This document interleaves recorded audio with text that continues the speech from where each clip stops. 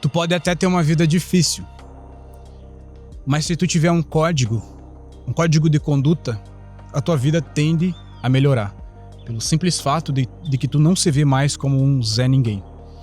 Tu pode ter uma vida sofrida, mas se tu se sentir sendo a causa da tua própria experiência, a tendência é que isso te faça crescer financeiramente, principalmente, e a tua vida deixe de ser sofrida ao longo da vida.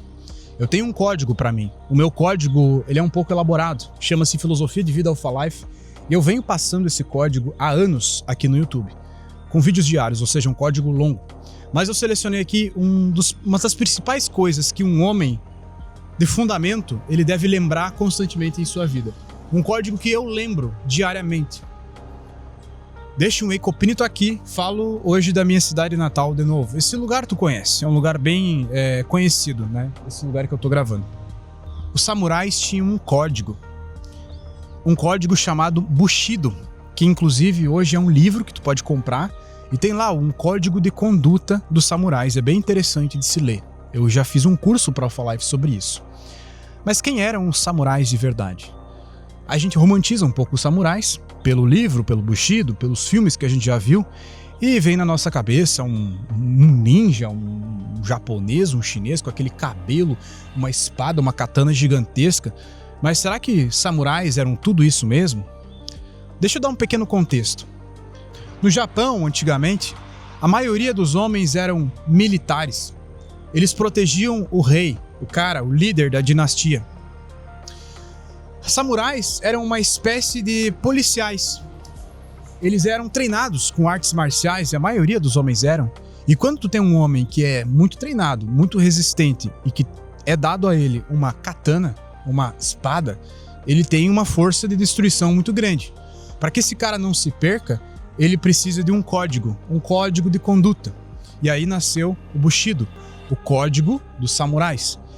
Quem se tornava um samurai, ou seja, quem era além de uma polícia, uma guarda da dinastia, se tornava um samurai. E muito acima do domínio de uma katana e das artes marciais, tinha que ter o domínio da mente e viver o código Bushido. O Bushido, dentre várias regras, tinha uma que me chamou a atenção. Você é uma máquina de destruição. Um samurai sabe muito bem quem ele tem que ferir e quem ele não pode ferir. Isso é muito interessante. Eu não vou falar de Bushido nesse vídeo, mas para te mostrar que qualquer civilização que hoje a gente olha com uma admiração, os espartanos, os samurais, os vikings, todos tinham o seu código. Um código que é visível, aplicável nos dias de hoje. Para atualmente, eu também tenho um código de conduta que eu acho muito interessante citar. É algo que eu aplico na minha vida e eu quero que tu aplique na tua. E o meu código, além de ser forte, funcional, ele é de certa forma elegante. Falo isso com toda a humildade do mundo. Primeira lei desse código, lembre-se sempre que tu tem que ser a causa da tua própria experiência. Constantemente, tu tem que estar se lembrando dessa frase e de tudo que ela representa.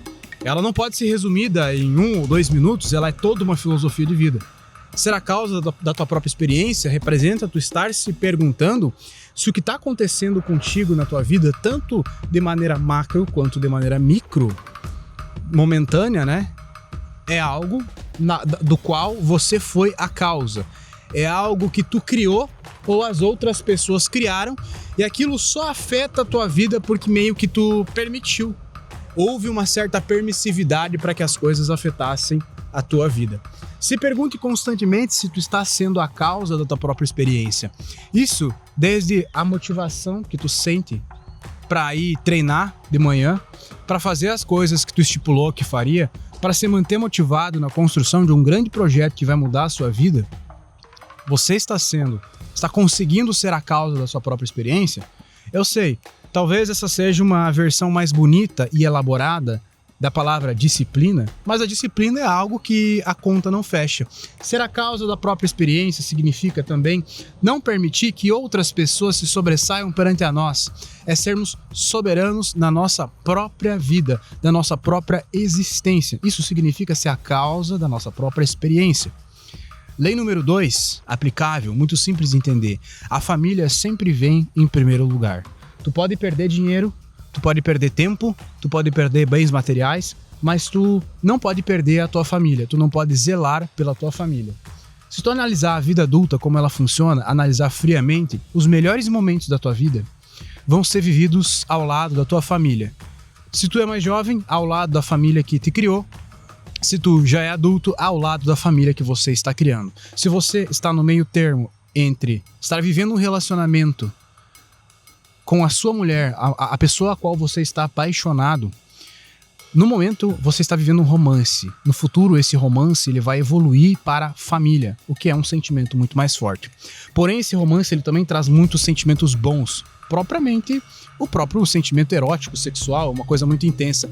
As melhores coisas da sua vida são proporcionadas pela sua família, mesmo que elas nem percebam, é só o fato deles existirem e estarem ao seu lado e confiarem em você. Ao mesmo tempo em que as melhores coisas da vida da sua mulher ou dos seus filhos são proporcionados por você, não financeiramente, mas só pelo fato de você estar do lado dessas pessoas proporcionando segurança. Todo esse emaranhado de coisas boas coloca dentro de um negócio, de um caldeirão, mistura tudo, ferve por uns 30 minutos, é isso que se chama de amor. Esse é o negócio mais poderoso e a família está acima de tudo, acima dos seus negócios. A próxima regra, eu diria que é o filtro social. O homem deve selecionar muito bem como e com quem ele gasta a sua energia, principalmente no que diz respeito a amigos.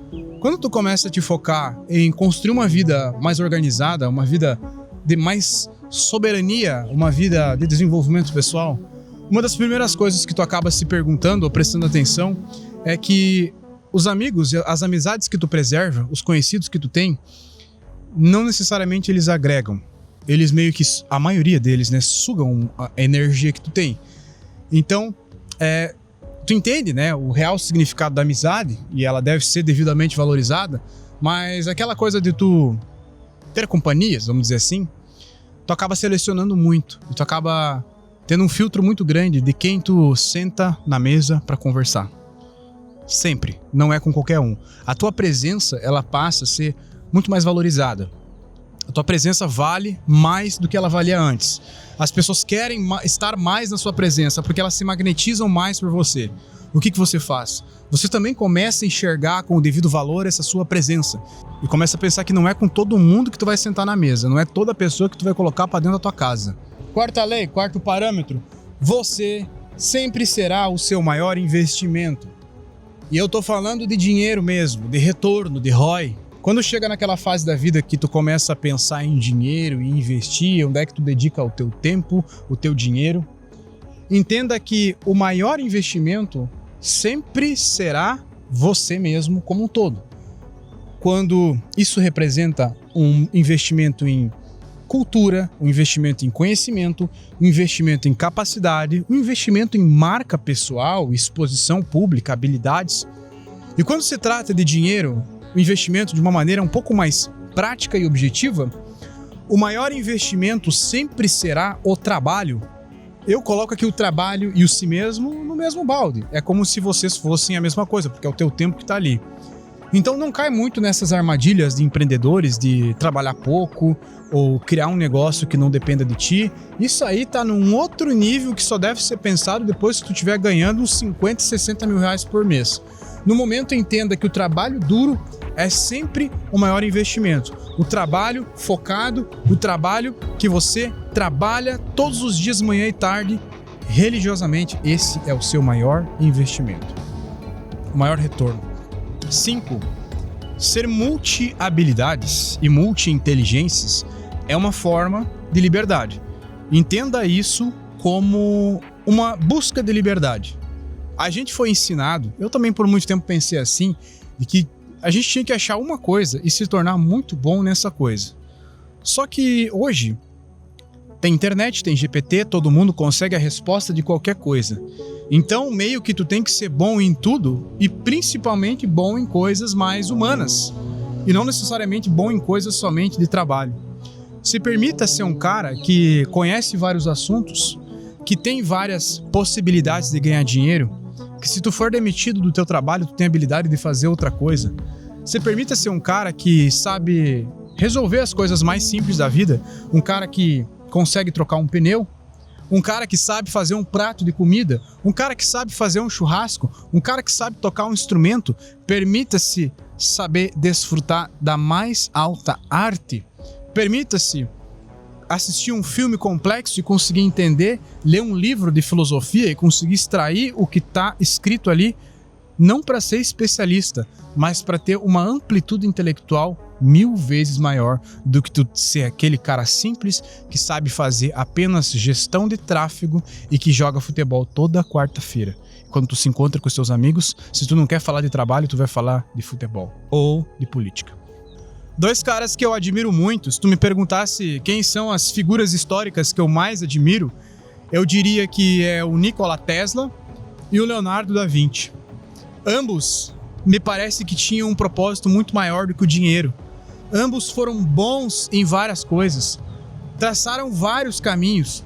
E o Da Vinci é um cara que ele meio que inventou esse termo de ser um polímata, ter múltiplas habilidades e múltiplas inteligências. A verdadeira genialidade, quando a gente fala do termo genialidade, alguma pessoa que ela é genial, sabe o que realmente significa ser genial? A genialidade nasce de uma intersecção de 2 inteligências distintas. Por exemplo, o cara ele era engenheiro, mas ele também era um pintor, um desenhista, ele também era um artista, ele estudava anatomia. Quando ele fez a intersecção desses pontos, o meio ali, isso é o que representou a genialidade. Dali nasceram várias coisas. Isso é genialidade. Entenda essa genialidade para você se tornar um gênio e entenda a genialidade para quando você abrir um negócio e tiver um sócio, você se aliar a pessoas que têm inteligências que vão interseccionar na sua e se transformar em genialidade. Aí 1 mais 1 não é igual a 2. 1 mais 1 vai ser 1000. Número 6.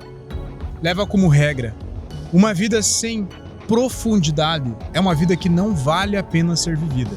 É uma vida que é apenas uma existência, no sentido negativo. Profundidade, para mim, significa tu saber desfrutar das melhores coisas da vida. É tu saber que certas coisas o dinheiro pode comprar, e não é muito dinheiro não, e que vão te proporcionar tanto prazer e tanta profundidade, se tu conseguir se mergulhar naquilo, que tu não vai entender também que tu não precisa de muito para ser feliz. O fato de ter um relacionamento e saber aproveitar esse relacionamento é viver com profundidade. O fato de tu fazer uma viagem e saber aproveitar, saber o que tu pode tirar de bom disso é profundidade. O fato de tu ter um hobby e saber que hoje, com o conhecimento acessível que a gente tem, a gente pode mergulhar nesse hobby, isso é profundidade. É o fato de tu saber que está à tua disposição milhares de formas de arte que podem ser consumidas. E tu deve consumir, entendê-las e desfrutar disso. Isso é uma vida com profundidade. Uma vida sem profundidade não vale a pena ser vivida. Deixa um Eicopinito aqui.